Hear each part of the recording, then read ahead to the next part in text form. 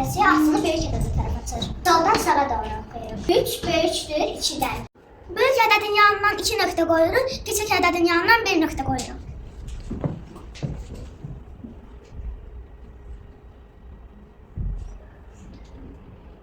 8 böyükdür 7-dən.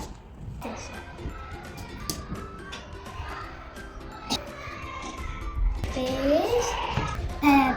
5.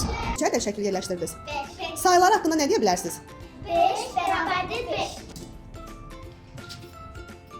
Biz kiçikdir 9. Elnarə sən oxu. Aferin, hər ikisini alqışlayaq. Şaka. Samaların sayından az sayda top yerləşdir. Samaların sayından az sayda yerləşdir deyəndə neçə yerləşdirə bilərsən? 1 yerləşdirə bilərsən, sonra 2, 3. Müqayisə eləsək hansı formada yerləşdirərik? Biraz gəl. 3-dən az sayda deyirsə neçə top yerləşdirə bilərsən? Tez yerləşdirin, müqayisə işarələrini görün. Yerləşdirin. 3-dən. Gördüklərini müqayisə et.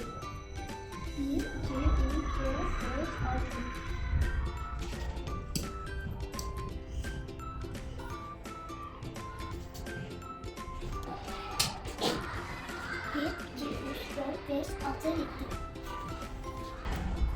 7 7 bərabərdir 7. Sən oxu.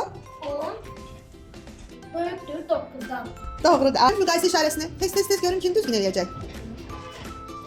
Əziz tez ol. O qədər top yerləşdir.